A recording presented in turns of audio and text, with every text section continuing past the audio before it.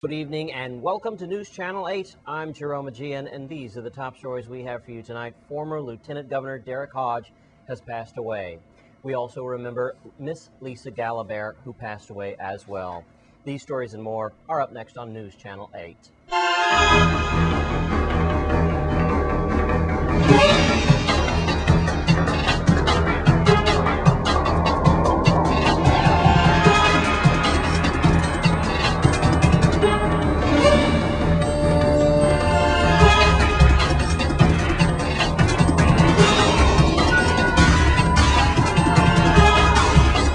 In our top story tonight, former Lieutenant Governor Derek Hodge has apparently lost his bout with stomach cancer. The news was a shock to all of us here in the entire territory. News Channel 8's Wes Small is with former Senator Holland Redfield earlier today about a true Virgin Islands hero.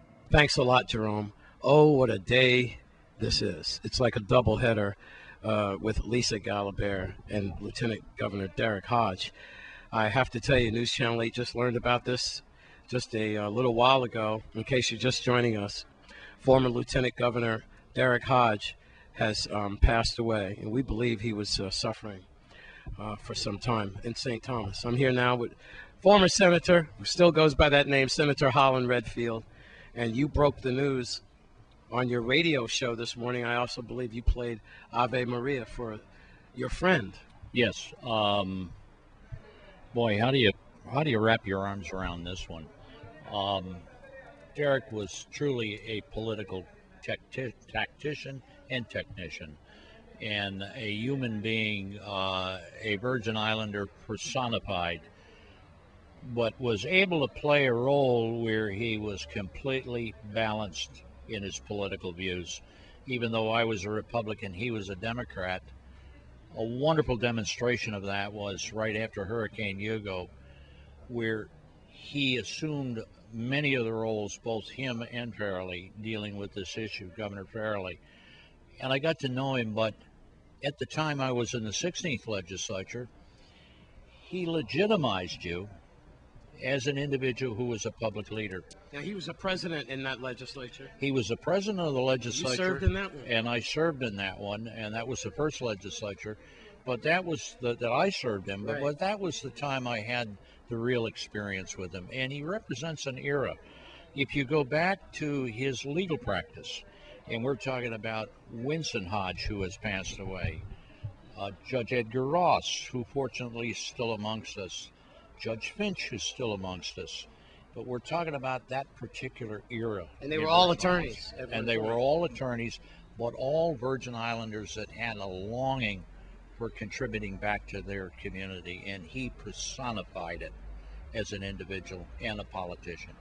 We are deeply saddened, Senator. Not only the Democratic Party, we talked to Cecil Benjamin just a few minutes ago, and he was hardly able to speak. Yes. Cecil, very emotional anyway, and he was very close to Derek, and Cecil's feeling it. We're going to try to have him on tomorrow.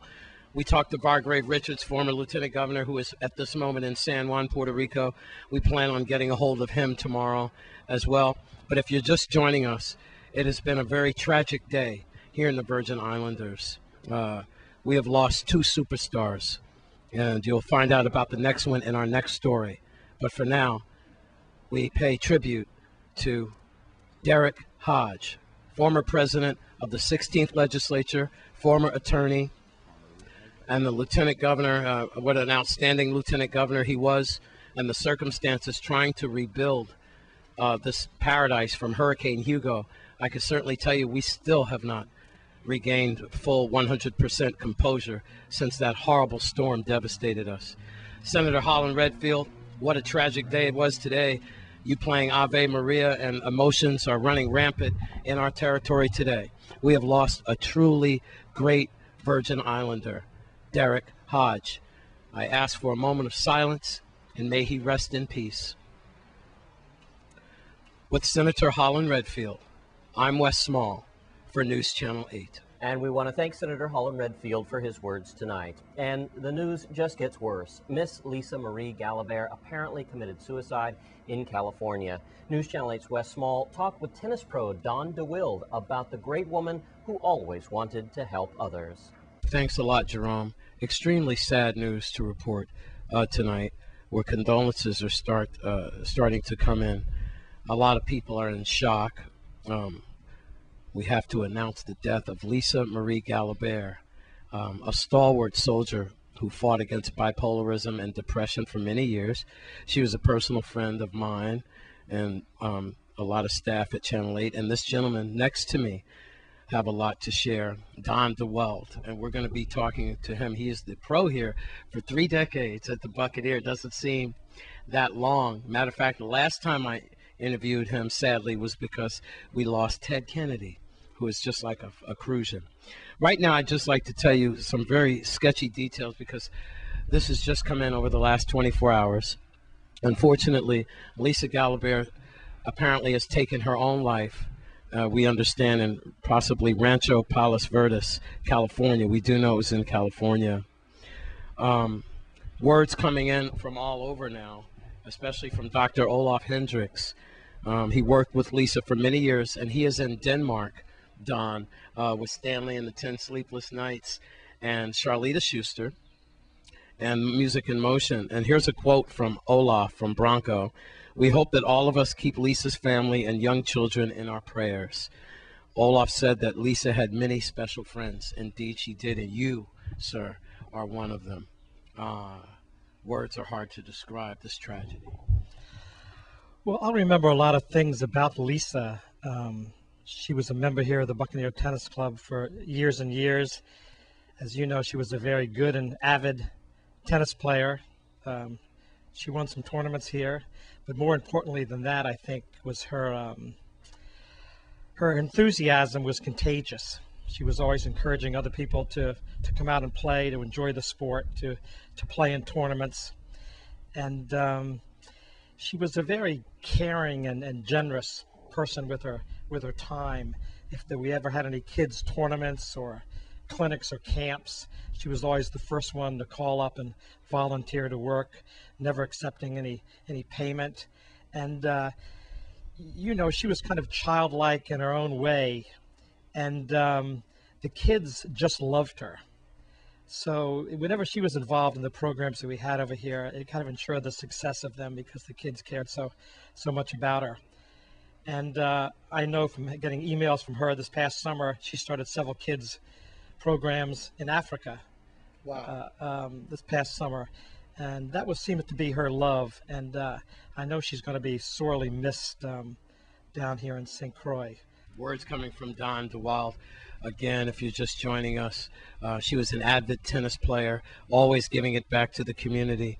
We understand that Lisa Marie Galabert, unfortunately, died over the weekend, and we believe that she did take her own life. Very sad, because no matter what the situation, you know, we all are carrying some type of baggage. We all are going through struggles with the LEOC, with gas, personal tragedies inside of our families. And that's why a lot of times we just need to get things out. Is there an answer? I talked to Bronco, and he was in tears. And he is one of the world's leading psychologists, psychiatrists on hand. So, folks, I know that she'll be missed. I know a lot of you out there are feeling it, just like I am. I just saw her about 2 months ago, and she wanted to put a show on Channel 8. Up to just a few weeks ago, she was talking to our general manager, Glenn Drake, about trying to put a show on how to help people with bipolarism and depression, a talk show on. And perhaps one of the best ways we could continue that is maybe to follow through and put that show on in her name and her remembrance. I'll pitch that to the general manager, and we'll see what happens. With that, I would ask for a moment of silence, not only for Lisa Marie Galabert, but for all of us that have baggage inside and darkness in our hearts and depression in our souls. Lisa, may you go with God, and you will be received up in heaven. She will be missed. At Buccaneer, I'm Wes Small for News Channel 8. Thanks, Wes. And in other news tonight, several men were arrested over the weekend as they were caught with a flare gun that had been modified to fire .38 caliber bullets. Melody Rames has more. A canine officer on St. Croix arrested 3 men and charged them with possession of an unlicensed firearm and other charges when a loaded weapon was found in the vehicle they were in. Police said the weapon was a flare gun that was modified to shoot .38 caliber bullets. The arrest occurred at about 1 a.m. on Sunday, May 29th on the Melvin Evans Highway. The officer stopped the vehicle after observing it run a red light. The driver, later identified as 19-year-old Rowan James of Estate Smithfield, told the officer that he doesn't stop for red lights this time of the morning. The officer asked James if there was anything illegal in the car, whereupon James began to shake uncontrollably, according to the officer. The canine dog was deployed and located the weapon under the front seat, where the second suspect, 20-year-old Dion Barnes, was seated. 18-year-old Frankie Camacho was in the rear seat. All suspects denied any knowledge of the weapon and denied ownership of the weapon.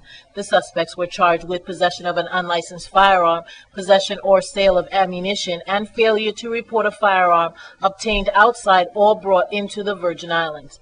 The suspects attended their advisor rights hearing on Tuesday, May 31st. All 3 suspects were released to third-party custodians by order of the Superior Court of the Virgin Islands. Additionally, Camacho and James were placed on a 6 p.m. to 6 a.m. curfew, and Barnes was placed on a 24-hour house arrest with conditions from the judge that he cannot be outside his home unless he is looking for work, attending school, or going to the hospital. And you can see photos of arrested persons and read the press releases on the VIPD website at www.vipd.gov.vi. And we want to thank Melody Rames of the Virgin Islands Police Department. When we come back from this break, we'll take a look at the big winners from the Little Miss Poppy Awards.